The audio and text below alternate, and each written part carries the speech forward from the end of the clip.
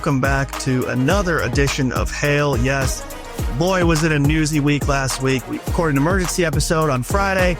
Much of that has kind of come and gone. We know, as we mentioned in the emergency pod episode, Michigan is planning to appeal this ruling from the NCAA on the Connor Stalions-sign-stealing saga. So it's kind of in a holding pattern for now. So we'll have a few news and notes on that at the end. But for now, we want to talk about football because the season is coming up quickly here. We're just around 10 days away by the time you guys are hearing this from the season. It is coming up fast, as we know. So we got a loaded show for you guys today. We're going to talk about the 10 most important players for Michigan football this season with 10 days to go to the season. And Tony, you got to be pretty excited, right? Fun list here. I'm mostly excited we get to talk football this time. That's actually why we have this job, not to talk sanctions and what happens off the field. And it's about the games. I mean, that's why we all love this. So yeah, super pumped. And I put this list together. It's kind of, it's a subjective exercise, but I think I can rationalize why each person is sort of in their spot. And we'd love to hear feedback. If you want to leave a comment or send an email, reach out on who you think are the most important players, yes or no. You know where to find our emails on freak.com. No doubt. Yep. So, this is one of those things where even if you asked all the coaches and staff, they might give you 10 different answers, right? So it's not exactly etched in stone here, and it could be changing by the week here. So either way, we're going to give it a shot, and I think it's going to be an accurate representation of at least ballpark what people should be expecting. So start us off, Tony. We're going to go backwards. So 10 to 1. Who is the 10th most important player for Michigan this season? All right, number 10, I got running back Justice Haynes, the transfer from Alabama. Now, many seasons, you could argue that a running back for Michigan is one of the top 2 or 3 most important positions, but I just see him and Jordan Marshall as such a 1A, 1B combo punch that it sort of, in a way, devalues both of them, right? Because you have the other one who is so capable. But if I had to choose the one who I think is just a little more trustworthy at this time, it's Haynes. He was the number 3 running back in Alabama's room last year, but still he ran for 5.7 yards a carry. He had almost 500 rushing yards, 7 touchdowns. And so, he's just proven that he can do it at this level. Jordan Marshall did have the one game against Alabama, and anytime you run for 100 yards against Bama, that's a fantastic day. But one of those was a 20-yard carry. So on the other 22 carries, he was bottled up for 80 yards. It's less than 4 a pop. So just maybe not quite the consistency as that 5.7 you see with Haynes. And so I think it might be Haynes on the field first, if I had to guess. But again, we're going to see a ton of both of them. And really, Jordan Marshall's sort of they can share this spot like they will share the backfield. I think the running back room, as a whole, if I was ranking it together, would be slightly higher. But picking one, I'll go Haynes at 10. All right, we know how you feel about offensive linemen and blowing up those holes for guys like Justice Haynes. So tell me about who you got at number 9 here. Yeah, number 9, I got Evan Link, the left tackle. This is who I'm projecting will win the starting left tackle job. It still has not been officially declared as a starter yet. It went from a 3-man race down to a 2-man race between Link and Andrew Babalola, the 5-star out of Kansas, a top 15 player in the class of 2025.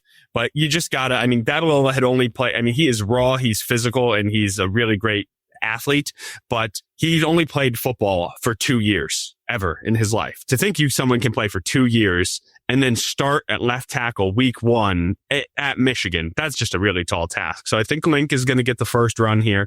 And the left tackle job is the most important job on any line, but for Michigan specifically, there's the history of it from the days of John Jansen to Jake Long to Taylor Lewan. There have been All-Americans up and down that left side. And Link does not need to be an All-American, but he needs to be a blindside protector, above average one at that, to give his quarterback, who we are imagining, we'll probably mention him later, I have a feeling, but you got to protect the quarterback, and that is the left tackle's job number 1. So Evan Lake at number 9. All right, let's move to the defensive side of the ball here. Who do you have here coming in at number 8? Yeah, it's a name maybe not expected, but I got Jayshon Barham, the linebacker. And he's not, originally I wrote Ernest Hausman because he's the green dot linebacker, but I just think he is so steady Eddie. You actually know exactly what you're going to get from him, that I think that Barham is really sort of the X factor in the situation, because last year, I mean, he was so highly regarded in fall camp and then really didn't do much for the first couple months of the season. He came on at the end of the year, and there are so many ways that Wink Martindale can use him in this scheme. You can stand him up on the edge. You can play him in space over the middle. I mean, he closes quickly. Somebody's going to get their bell rung by Jayshawn Barham this year. You can book that. And so I just think he brings a lot to the table. We did not see the best of him a season ago. And if he can take that next step, then this defense can go from being what is expected to be very good to scary good. And I think Barham is a big X factor in that. Interesting perspective there. It's taught with the forever that whenever you're debating most important, right? It's like, do you go with the consistent face, the known quantity, or is it the upside, right? So I think you made the right call there for sure. Zeke Berry at number 7. Why is he so important for this team? Because you just don't know what kind of a similar reason to Barham, right? I mean, you just don't know what you're going to get from Berry. He steadily improved last season. And also I think now he's one of the elder statesmen in the room, right? I mean, there's no more Will Johnson in here. Quentin Johnson is gone. Rod Moore, I was going to put on this list or around here, but his value is just being around and just being, I mean, he brought value to the room even while not playing last year. And because you don't know how much he's going to play, it's hard to say how important he will be. So, I mean, with just so many new faces and moving parts, I think someone like a Zeke Berry becomes extremely important, because they can use him on the inside at nickel. They might be able to move him they certainly can move him to outside at cornerback. I think he is really their chess piece this year, that they've said that they're playing trying Jair Hill in there as well. I just don't know that, not that I don't think he's capable of it, but I think he is the better quote unquote cornerback, like true lockdown, shut down one side of the field guy. The only times he was getting beat last year was double moves. And I think, and he was a freshman, right? So once you sort of go through those growing pains and you learn and you get burned literally, then you can sort of make those adjustments. And so for someone like Zeke, I just want to see how they use him. And I feel like he can be really versatile in both positions, and he could bring a lot to this team. I don't know. I feel like that was the one that I sold the worst. Are you sold? I'm just trying to read your face. No, I'm still sold. Okay,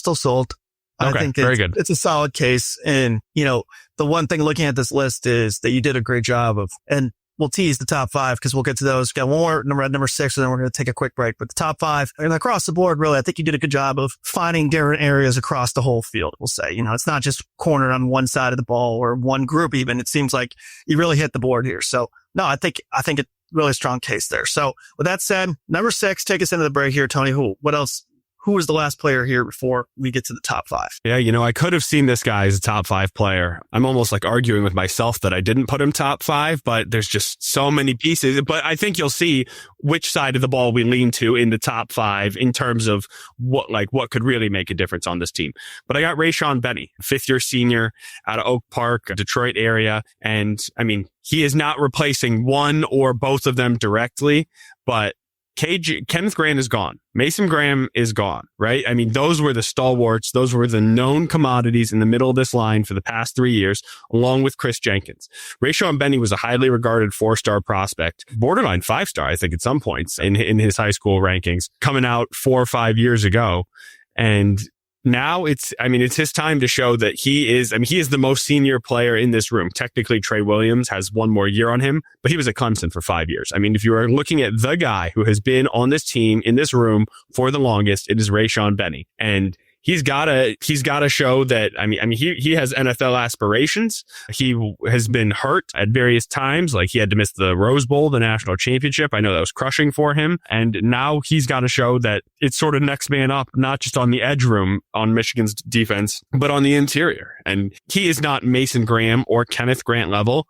But when things are all said and done, I don't think it would be shocking if Rayshawn Benny was not just all Big Ten, but second team, possibly first team. Those defensive tackles are very hard because people just, it's hard to watch all the football, and especially when defensive tackles don't pop statistically, it's really hard to sort of pick those guys. But I think he bats balls really well. He is able to actually impact the quarterback, and he's a run stuffer. He really does everything.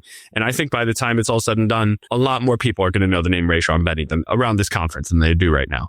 Solid case, 23 years old, as you mentioned, a veteran of this team, and someone that is going to be relied upon a lot, and some of the names, sometimes with Michigan defense, it feels like almost with Alabama, where it's like, hey, so-and-so left, but so-and-so's coming in, right? And so it's almost like you said, debating yourself on what is actually the value of these guys. But Benny is going to be an important part of this team. There's no doubt about that. So, all right, we'll get to the top 5 on the other side of the break. Stick with us. We'll be back after a quick break.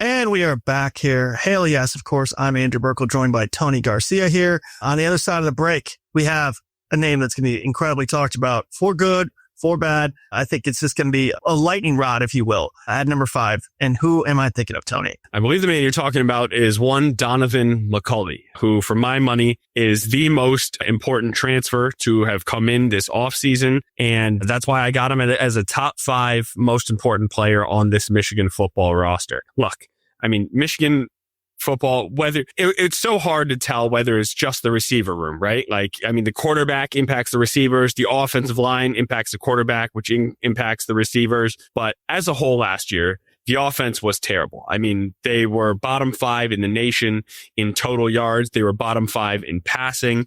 And the receiving room was the only one in the country. Michigan was the only team in the nation that did not have a 40-yard reception. That has to change, like, immediately. Michigan did not have a 250-yard receiver. They did not have a wide receiver with three touchdowns. They did not have a wide receiver catch 30 passes.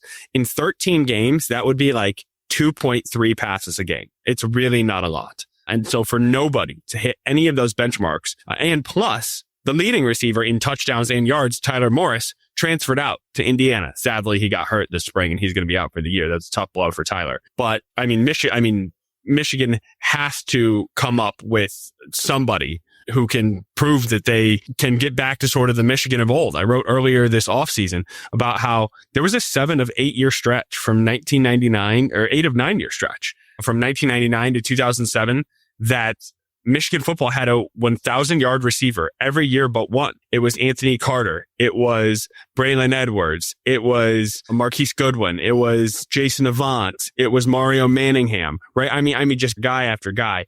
But since then, there has only been one 1,000-yard receiver in 17 years. That was Jeremy Gallen in 2013. So that's got to change. That's why he is my number 5. At number 4, we've got another pass catcher, Marlon Klein. High expectations for Klein this year, and really in a more featured role this year. So why is Klein the 4th most important player on this Michigan roster? Yeah, very quickly, I think I said Marquise Goodwin. I meant Marquise Walker, the Michigan wide receiver with 1,000 yards. So just needed to clarify that. Not the speedy in the bell. Receiver who's always hurt. Yeah, exactly. For the San Francisco 49er, great, and using great kind of loosely there. All right, Marlon Klein. He's number 4, and I was flip-flopping him and McCulley a bit because Michigan so desperately has needed a wide receiver to step up. But, I mean, in sort of a similar situation to Rayshon Benny, replacing first-round picks, Colston Loveland is gone. In Michigan, I mean, whether it's Colston Loveland, whether it's Luke Schoonmaker, whether it's AJ Barner, for years, Michigan has had a highly productive tight end who has then gone on to the NFL, sort of anchor their offensive passing attack, right? Like the only time there was a leading receiver during that stretch was Ronnie Bell. And Roman Wilson, I suppose. But Loveland has been every bit of that. AJ Barner, I mean, and Luke Schoonmaker were sort of more known for their blocking, but each of them had like Barner had like an 8-catch, 99-yard game with a touchdown against Michigan State, right? Luke Schoonmaker scored 3 or 4 times. I think he scored in the Big Ten title game as well. It's been such a productive position for Michigan. And let's maybe sort of look ahead a little bit. If there is, hypothetically speaking, a very young quarterback who is going to be behind center, I mean, they always say, I mean, it's an adage as old as time. A quarterback's best friend is his tight end, right? And I mean, they also say it's a running game. They also say it's an offensive line, but they really say it's a tight end. It's sort of that safety valve is the phrase. And Marlon Klein, I mean, he was on the Athletics, the freak list. He was top 35 in the country in terms of just, I mean, he's 6'6", 250. He can run, he can jump, he can catch. And now he can block. One of a fun story that I got to write earlier this year was about how tight end coach Steve Kasula brought him in what he called the jungle, which was just a one-on-one session watching film, and this dude grilled him. I mean, like, tore him a new one. And he doesn't do that a lot, but he was just trying to help Klein understand the type of player he can be. And hey, if we believe in you, you got to believe in yourself, and you got to take it to the next level. And by all accounts, he has done that. And that started before last year. Last year was really kind of a slow, but like his coming out party internally. And he had a productive year. He was actually top 5, like in receptions. Despite playing behind Loveland, that's how pedestrian the wide receiver room was. But he's going to be huge. I think I called him this team's X factor. I think he could be the number 2 receiver, or number 2 pass catcher, you could call it, on this team behind McCulley. And as far as another person who's going to be important for a person who may or may not be in the top 2 of our list here, Gio El-Hadi is at number 3. Why is he so important for this team? Because he's the leader of the offensive line room, right? Like, so Evan Link is important in terms of left tackle. It's the most notable position, but lining up right next to him is going to be Gio El-Hadi. He's going to be, I'm sure he will be the one who's timing things on for the center, Greg Crippen, when they're going silent count on the road and you see the guard reaching out just to signal to the center. So he knows when he's ready to signal to the quarterback. I imagine that'll be him. He's going to have to keep Evan Link. Those two have to work in tandem on the most important side of the ball, the left side, and really just in terms of making sure that Michigan does not have a season like it had last year, where he told me earlier this year at a Champion Circle event, there were for lack of a better term, there were factions within the room last year. He said there were friends here, but it was not like there was separate groups, but it was not just one whole unit. And he's made sure this offseason that he was starting to bring that unity together. He said, he told an awesome story about how he had like 30 or 40 of the players at the country club in Belleville. I think it's the Belleville Yacht Club that his uncle belongs to. And they bought food and boats and games and all that stuff for like half the team. Whoever could make it, whoever was in town. And there was a ton of offensive linemen who were able to go. And I asked him how much money it cost to feed like 30 or 40 football players. He's like, thousands, dude. Thousands. But fortunately, that's what the NIL is for. And so, he is the elder statesman of the room, like Rayshon Benny on the other side. Like, the line is going to go as well as Gio El-Hadi goes. And I think he was a little disappointing last year. He was not keeping on weight. He was telling us he would lose 10 plus pounds in a practice because he was not keeping on the water weight. Eventually, he just got sick and tired of drinking a gallon or 2 of water every day. And he was eating right, but he wasn't doing every single thing. He's like, this year, he's like, I just had to do it. And we're like, what changed? He's like, well, I saw what happened. I had to do it. There's no excuse. Now I know. And so he's playing up in weight, but he's still mobile. So important. Also for the run game, you know me, like you said it with Evan Link, I'm a huge offensive line guy, and he is the heartbeat of the offensive line. So that's why he's in my top 3. It's no secret that Bryce Underwood is going to be in the top 2 of this list, but you ended up putting him at number 1. Spoiler alert. Why did you put Derek Moore at number 2 and Bryce Underwood at number 1? So Derek Moore, I think he is the best, or has the potential to be the best defensive player on this team, the most impactful defensive player on this team. He is probably not going to be on the Jalen Harrell or the Josiah Stewart edge rush side. That will probably be TJ Guy. So TJ Guy might have more sacks, but Moore also has to play the rush end. So he holds contain first, and then he gets upfield in Michigan's scheme is sort of how that works. And so I just wanted to put that as a caveat or a precursor that even if he does not have the lines, Wink Martindale has said it. He said he's not the flashiest, he's not the sexiest, but guy in terms of statistics, but he was as important, darn near, as the other 3 guys last year, 2 who went in the first round and another who was a day 2 pick, right? And Stewart, Graham, and Grant. So I think, Derek Moore was talking about it in Vegas. He was not fully ready, not fully ready, but just there was a little bit of imposter syndrome, right? He was starting, he was next. He was the guy for so long. He had been sort of waiting in the wings. Now he's going to be the guy. He didn't trust himself to sort of, as the kids say, break out his bag and, really get after it. He was making the safe play, not the aggressive play sometimes. And while that is a good foundation for Michigan, you don't need to do too much, there was still another level to be had. And I think this year we see see that level out of Derek Moore. But I mean, you mentioned it. Number one, Bryce Underwood. I don't think there's a human like on earth affiliated with college football who knows anything about the Wolverines who would not have Bryce Underwood number one on this list. So that one, I feel very confident that everyone will agree on. Michigan's quarterback play last year was atrocious, respectfully, to the three individuals. It just did not live up to the JJ McCarthy era before that. And now, I mean, this is the highest rated recruit ever in Michigan history, right? He's the number one quarterback, 5-star top guy in the country. Came here for a lot of money over LSU.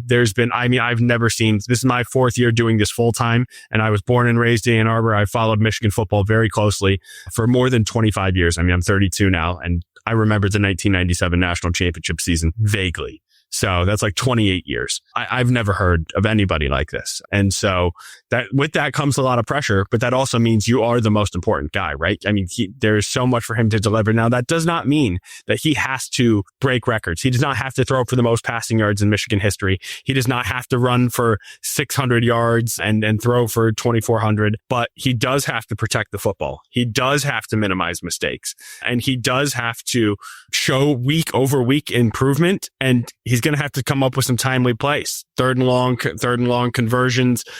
I mean, maybe just pulling somebody over one time. I mean, ideally that's not New Mexico or Central, but in a big game, I mean, put your body on the line. He turned 18 on Tuesday, right? Yesterday, when everybody's going to be listening to this on Wednesday. He just turned 18, and yet he is already the leader, the alpha of this team. Michigan has tried to hide its hand as best it can in saying it's a quarterback competition.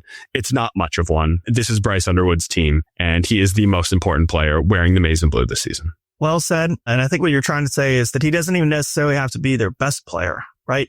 Bryce Underwood does not have to be their best player. He just needs to be, he's the most important that he plays well, is kind of like what it's saying, because he doesn't need to be the superstar for this team to be good. But if he suddenly, the mobile seems too big and you're looking around, everyone's like, wait, how healthy is Mikey Keene?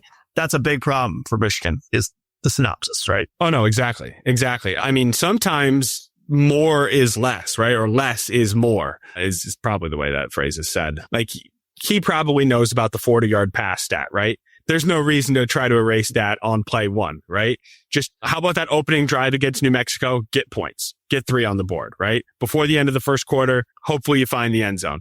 And then I think it's the most predictable play in all of college football. If you're anywhere between like the 30 and the opponent's 40 and it's your ball and it's like a 1st and 10 situation to start the second quarter, I'm like 90% certain it's going to be a play action. And they're looking for a deep shot. They may check it down, but I'm telling you, I'd be the best defensive coordinator on that one play of the game alone. That's the only one. The rest is out of my hands. But every team does it. I mean, every team, every level, it's amazing. So still take a shot there. It's a common spot to take a shot. So yeah, no, Bryce just needs to, I would say, so what sort of numbers does he need to have, Tony, in order for this to be a successful season? I'd say upwards of 2,000 passing yards. I'd like to see maybe 2,400 passing yards. That's 200 a game. It's not outrageous. It does not have to be there, but that would be a very good season. I would say 20 touchdowns would be a solid start, and fewer than 10 picks for sure. You want a better than 2-to-1 touchdown to interception ratio. And then maybe he adds 250 yards on the ground and 3 scores, right? I mean, better than 2-to-1 turnover to touchdown ratio, moving the ball a little bit with your feet. I mean, these are not like crazy numbers. Like, I think all of this is super attainable. And that's all you got to do. I mean, they went 8-5 last year and could not throw the ball. Like, Alabama and Ohio State literally knew that they were not throwing the ball, and they still beat both of them, right? So how about you could throw it a little bit, like an average amount? That's all he's got to do. It sounds like the pitch that Bryce almost surely kind of heard, where it was like, hey, look what we're able to do on the ground. Look who we're able to beat. And we can't even barely complete a forward pass. What do you think our offense would look like with you? I'm sure that's somewhat of the pitch that he got. So, all right. Well said by Tony. Great recap. And I mean, if you're watching New Mexico and you're like, man, I kind of need a refreshment on the names, the numbers, the players to watch. I mean, that's everything you need to know right there. I mean, you're going to be sounding like the smartest guy in the room when you're talking to your friends if you just listen to that and can commit some of it to memory. So we have some news and notes to get to after the break here, including a birthday wish for Mr. Bryce Underwood, who is turning 18 today on Wednesday. So we'll get to that right after a quick break.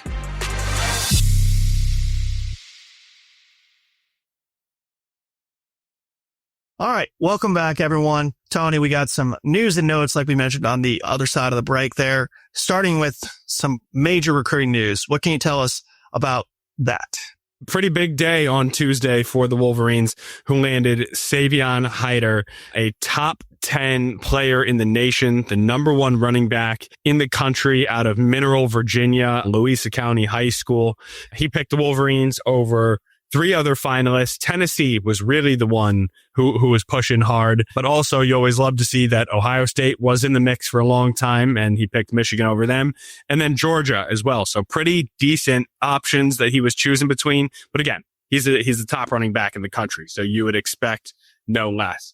A little bit about him. It seems Michigan really likes these 5'11" running backs. Justice Haynes, 5'11", Jordan Marshall, 5'11", Savion Hiter, I guess he's 5'11 and a half. And they're all between 200 and like 210, 215 pounds. It's almost like they kind of have a type. Go figure. But I mean, he is a big play waiting to happen. He can run through you, run around you. And in the same way that Marshall and Haynes like to proclaim to be like complete backs is the phrase they use, are very dynamic backs, not just thunder back, not just lightning back. I mean, that's really what Hiter is. I mean, he's a multi-sport athlete. He was a state qualifier in the 55-meter dash, in the long jump, in the triple jump. He was an Under Armour All-American in 2025. He was named the All-Central Virginia Player of the Year in 2024. He ran that year, he ran 156 times for 1,698 yards. That is 10.8 yards a carry and 26 touchdowns. He also had 200 receiving yards. And that year, I guess he was a sophomore then, he was going both ways, and he had 56 tackles, 7 sacks, and an interception. And by the way, he returned 3 kickoffs, 4 touchdowns. So, I mean, he's just one of those players that like you always hear about, like think about like Jimmy going to math class in 5th hour. And he's like, oh my goodness, like tonight I need to try to tackle Savion Hiter. I mean, that is what this kid is. He is the real deal. And Michigan had the number 11 recruiting class in the nation before he committed. It's not quite updated yet, but I imagine, he could vault them all the way into that 8, maybe 7 range. This is not a Bryce Underwood commitment, but it's not that far behind it, right? I mean, this is the number 1 target in Michigan's class for the 2nd year in a row, like number 1 overall target, regardless of position. Hiter was the guy. He's been the guy for over a year, and they got him. So that is tremendous news for Sharon Moore and company. Really well done by them and running backs coach Tony Alford. All right. Michigan, once again, not messing around when it comes to the NIL offers, it seems like. So we'll have plenty more on that. And, before you know it, Hiter will be sitting up on campus in Ann Arbor for the 2026 class, assuming all holds to patterns there. So, okay, we mentioned Bryce Underwood. Speaking of Bryce Underwood, we kind of included up with the list there. He turned 18 on Tuesday, believe it or not, just 18 years old. Already, like you mentioned, has that full-grown man frame there. But you want to come up with a birthday wish for Bryce Underwood for this season. Something that maybe not, national championship, but something plausible, something you might actually ask your parents for, right? Something that could happen, right? You're not going to ask for well, I guess Bryce Underwood might ask for it because he could probably buy any car he wants. But, brand new car, you might just ask for maybe a new TV or something like that, right? So what's something plausible that Bryce Underwood could ask for this Michigan football season? Yeah, well, I was not thinking like national championship because that's like cheating, but I was thinking like his Michigan football birthday wish. You know what I mean? Like something like something he needs to come true. Like if he could have a wish granted, what would it be? Like if that's like the defense lives up to like being top 3 in the country, right? How much easier would that make his life? If the offensive line could hold true to form, I would say, and between those two, I would probably lean towards the offensive line, because I think the chasm between the results you could get, like if he doesn't wish for the Michigan football defense to be really great, I think it's still going to be very, very good. If he doesn't wish for the offensive line to be great, there is a chance that it's like average to middling, and that would be a much bigger hit. So I think if he could lock in one thing, it would be, I mean, Joe Moore award line is like, that's cheating. That's kind of like that. Of course, everyone would ask for the number one offensive line in the nation.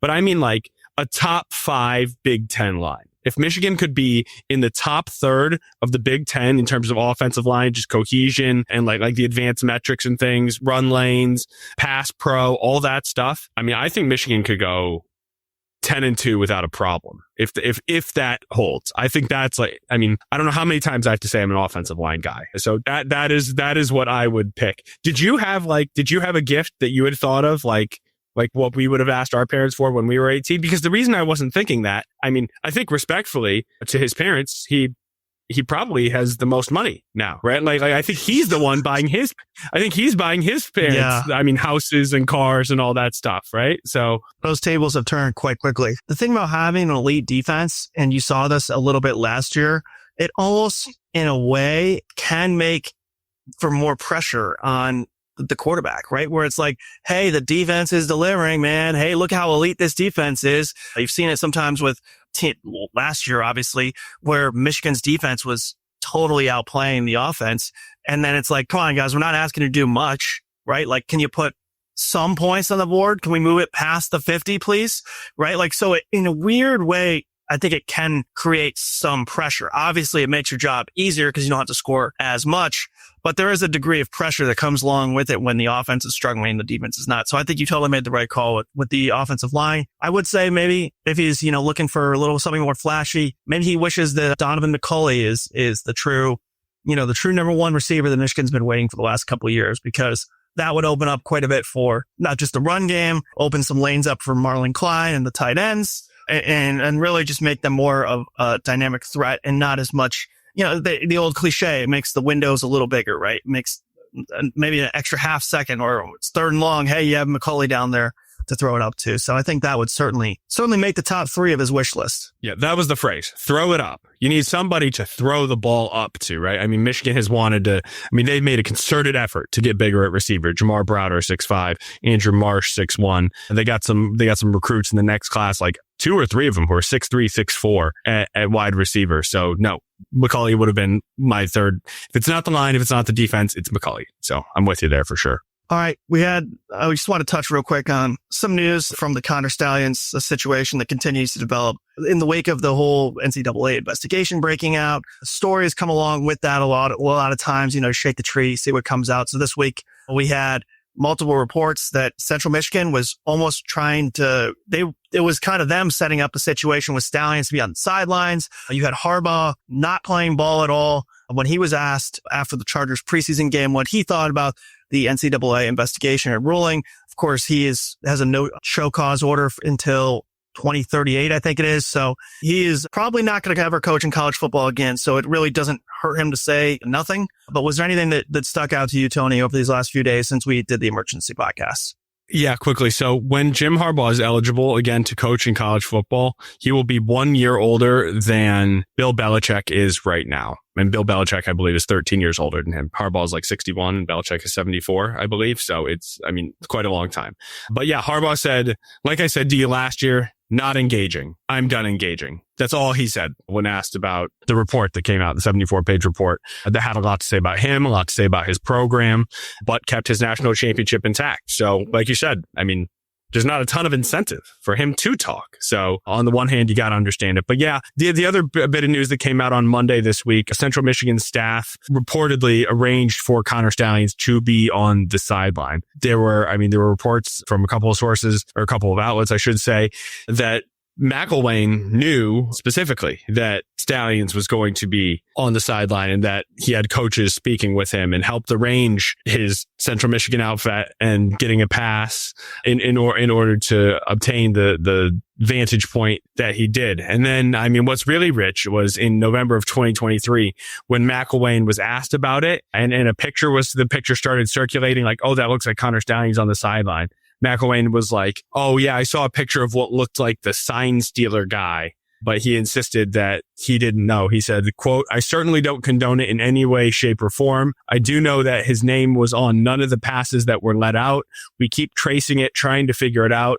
It's in good hands with our people. There's no place for that in football." Now, at this point, it is just a report, so it is not official. The NCAA has not come out with evidence, but those around the situation have, kind of been starting to bang the drum that he knew. And since then, he has become, it was one of those classic, he retired, but he was really forced into retirement by the university. And now he's been a special assistant to the athletic director, Amy Folin. You got to wonder if and when this sort of stuff like fully comes out, if he's able to keep that job. So yes, this was Stalions working on behalf of Central Michigan on the one hand, but you got to figure he would also know that it would help himself.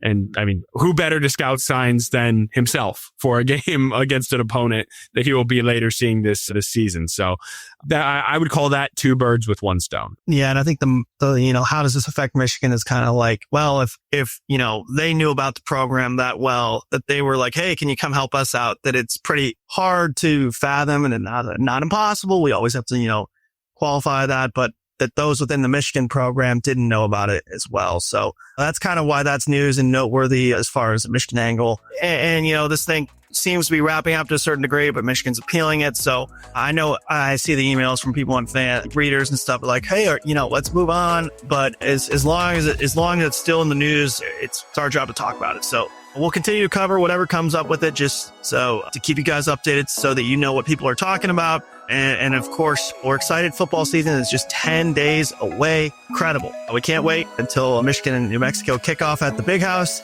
In the meantime, thanks to Tony, who really nailed that first half. All those top 10 players basically it was like the draft analyst. I felt like I was throwing it to Mel Kiper, who's just breaking down all the different guys, exactly why they're most important. So well done by Tony, of course. Thank you to our sports editor, Bill Bradley. Thank you to our editor of the podcast, Robin Chan, the real MVP, as we always say. And of course, to the editor-in-chief of the paper, Nicole Avery Nichols, who helps make all of this possible. So with that said, we'll talk to you guys soon. Thanks for sticking along this long. We will talk to you guys in the near future next week when it will be game week for Michigan football. Believe it or not. Can't wait.